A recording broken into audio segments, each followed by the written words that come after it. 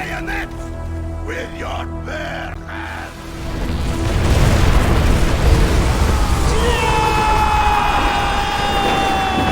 Call of Duty was once a series revered for its immersive World War II settings, paratroopers raining down from the skies above, whole platoons charging headfirst into enemy gunfire, entire bases of operations demolished in seconds. There was a time that Call of Duty held its own ground in the once highly competitive market for historical shooters. Then, they threw it all away for jetpacks and Kevin Spacey. What you're seeing is advanced warfare. So, what are some of your favorite Call of Duty memories? Mine are of me and my dad taking turns playing our rental copy of Call of Duty 1 for the PlayStation 2. We were never good at first-person shooters on the console, but we put a lot of heavy hours into the World War II genre, spreading across titles like Medal of Honor that kickstarted all of this, Brothers in Arms that provided a more personal look at the war from a soldier's point of view, and Wolfenstein, with its zombie levels that still traumatize me to this day. So, in appreciation for Call of Duty's historical roots, I set out to revisit every main game in this series set in the World War II time period, starting with the general concepts implemented within the first game and detailing just how each sequel massively improved upon them, or how they completely dropped the ball.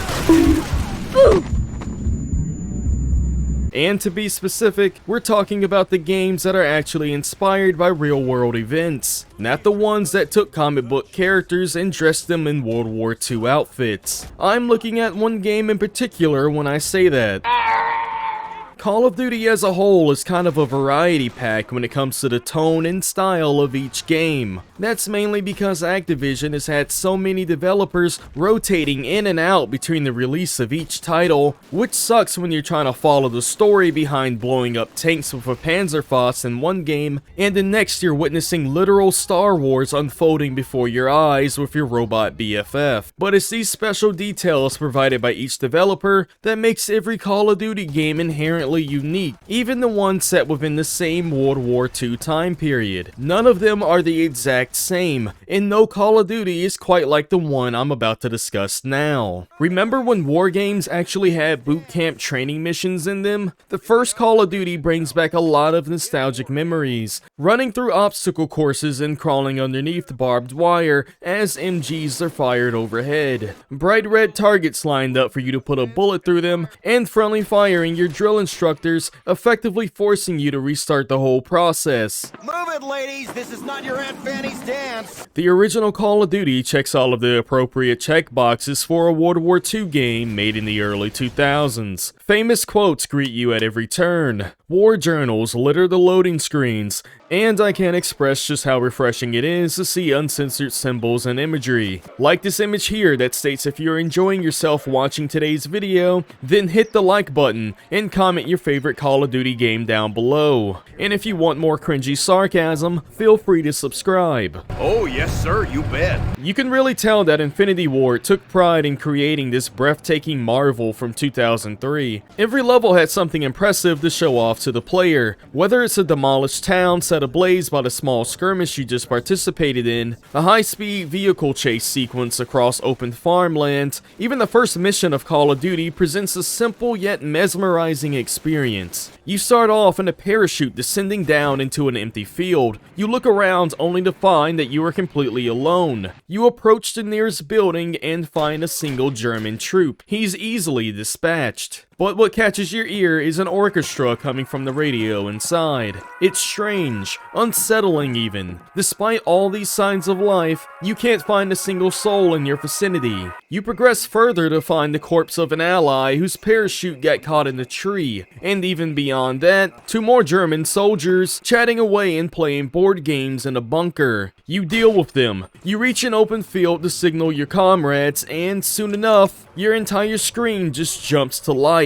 Allies descend from the skies above. Germans hunkered down just meters away, light up the dark night with their mounted weapons. And you're now realizing why the game is titled Call of Duty, as you clear house after house of the invaders taking occupancy. Call of Duty will have you battling through war-torn streets, moving through battered open fields, and engaging hostiles in dilapidated building interiors, which just so happens to be my favorite form of CQC engagement. There's just something oh so satisfying about moving from room to room, taking down enemies, never knowing what's around the next corner or who's hiding upstairs. And this matters because health doesn't automatically regenerate here, so you'll have to take your own personal safety into consideration at all times, as you never know when that next health pickup is coming to save your life. And there's a number of scripted action sequences on display, and the game manages to keep its objectives fairly focused on clearing locations of targets, both of the human persuasion as well as the kind prone to getting blown to bits with explosives. The first Call of Duty is truly an immersive experience, not only placing you in the role of a soldier on the front lines by way of using personal handwritten journals, but also by forcing the player to use their quick wits in order to survive certain situations. The first take encounter of the game tasks the player with maneuvering around one of these metal behemoths of death and destruction without so much as telling them how to get around it. You just have to use your common sense to consider flanking the thing, or learn the hard way after receiving more holes than Swiss cheese. But it's this naturally unforgiving learning curve that I enjoyed so much about my time replaying the original Call of Duty, and it's what sets it apart as a unique experience from its more modern counterparts. Now we find ourselves with the triumphant sequel that improved in nearly every way imaginable, Call of Duty 2.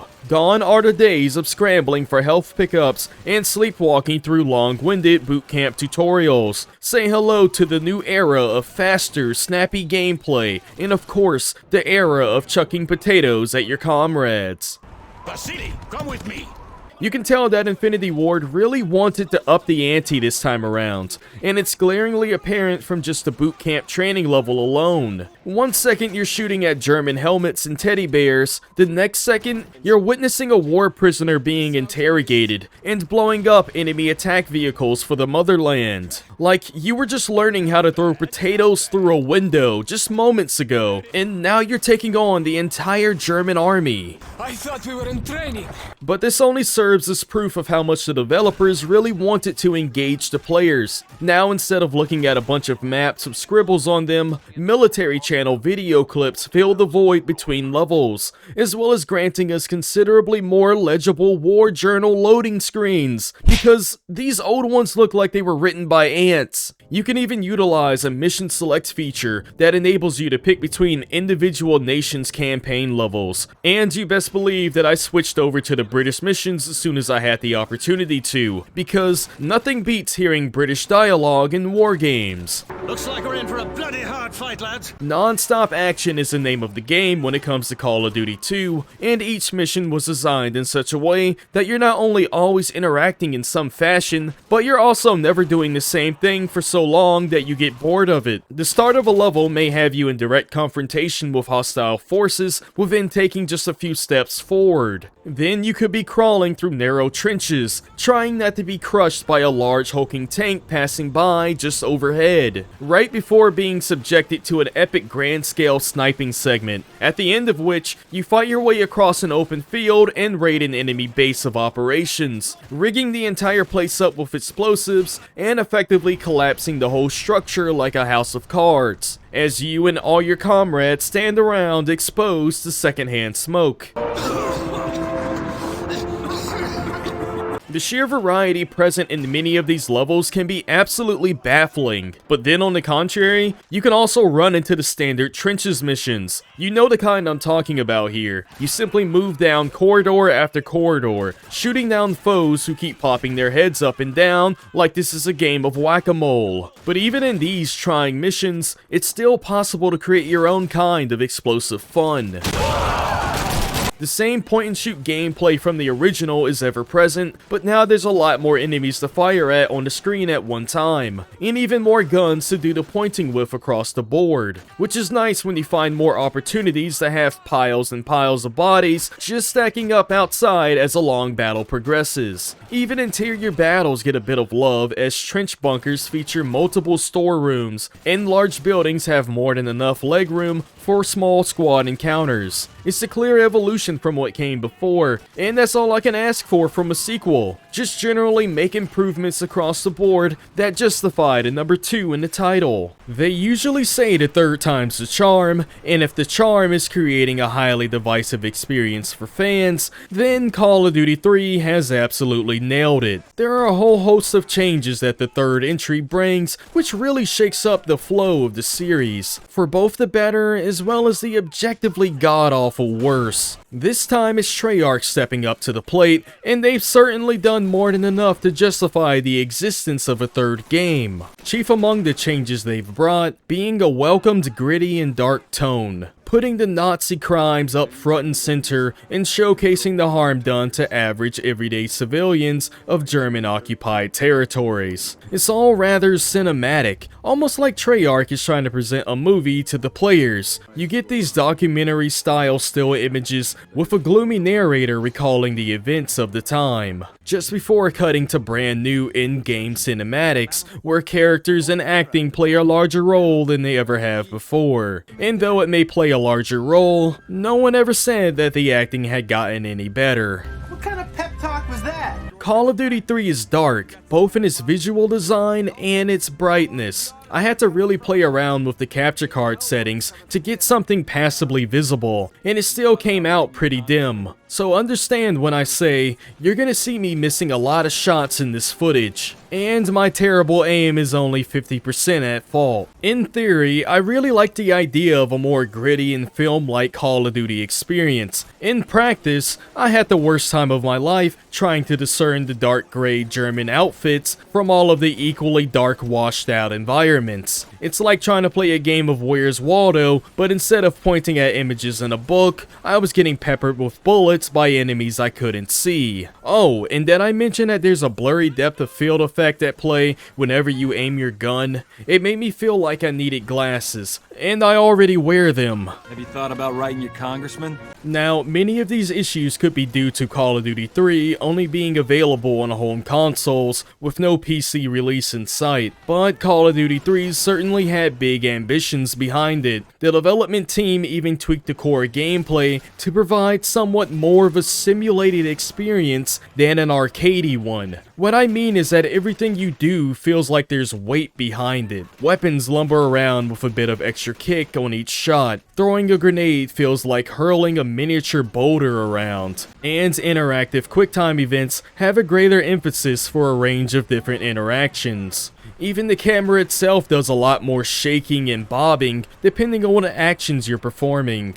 A lot of these new additions do inadvertently slow down the overall experience, but that may be a good thing if you want a more immersive war experience, but it does spell doom if your ideal Call of Duty experience doesn't include pausing between bursts to see if you actually hit your target. What Call of Duty 3 objectively does better than its predecessors lies in its level design. The environments are much more geometrically dense and present complex layers to them. Exteriors feature no shortage of props for the opposing factions to hide behind this cover. Then there's my personal favorites, the interior battles, which turned out to be a dream come true for me thanks to the sheer scale of many buildings. If there's a structure to hide in, then you can usually bet that there's an upper floor, or at the very least, a small series of connecting rooms on the ground level. It's just such a shame that it undoes so much of what made the second Call of Duty game so entertaining. The once snappy point-and-shoot pacing, now replaced with increased visual recoil and camera bobbing, along with other graphical effects that generally bog down the experience. I greatly appreciate Call of Duty 3 from an artistic perspective, but it's really an experience I want to revisit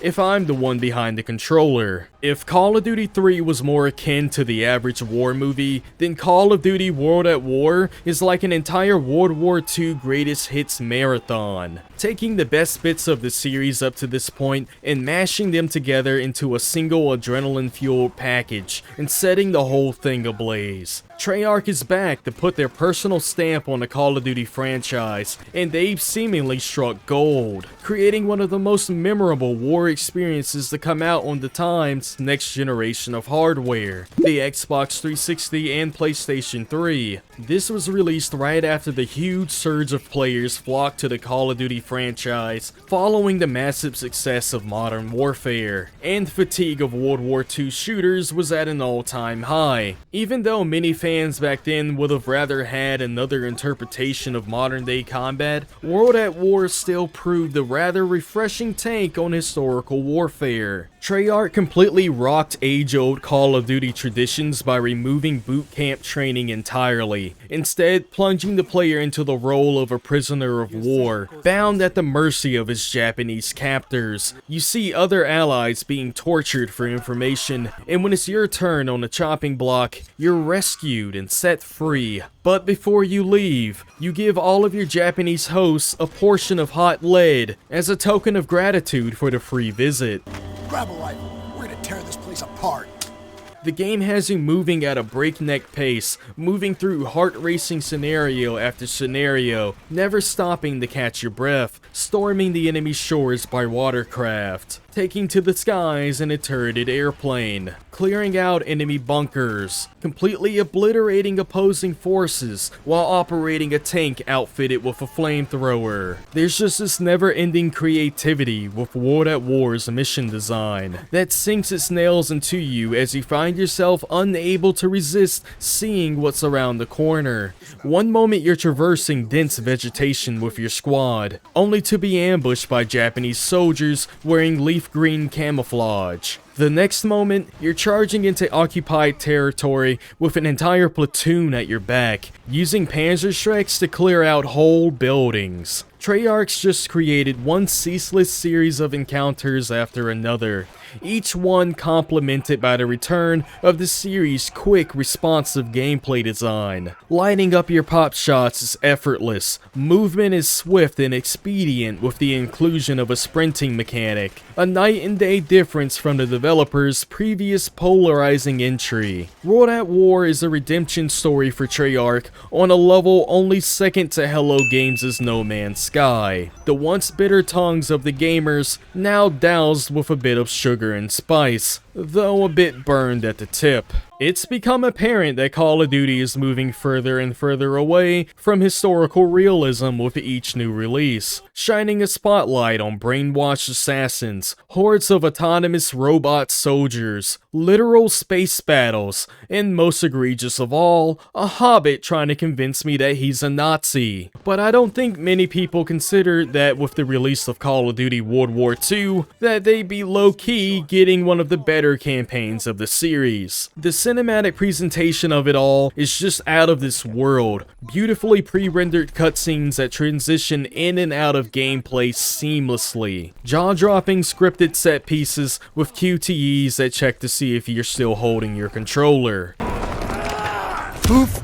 It truly comes across as a well-crafted, deeply polished product as far as the single-player experience goes. Every individual mission shows you something fascinating for you to run home and tell mom about, ranging from intense sniping segments from the top of a bell tower, raids inside of cathedrals, making your way through crumbling buildings, battling across war-torn city streets. My personal favorite mission was by far one of the tank missions where you're rolling in to provide support for your squad, obliterating the infantry hunkered down inside of the ruined structures all around you. And just before you make it to your squad, your buddy's tank is ambushed and you find yourself outnumbered 2-1 by enemy panzers, having to maneuver around the enemy tanks using buildings as cover in an attempt to hit their vital spots from behind. It was just a special moment that took something as simple as blowing stuff up in a generic tank mission and making it an intense game of cat and mouse. Like, I could have sworn I heard Tom scream at one point. Enemy tank destroyed!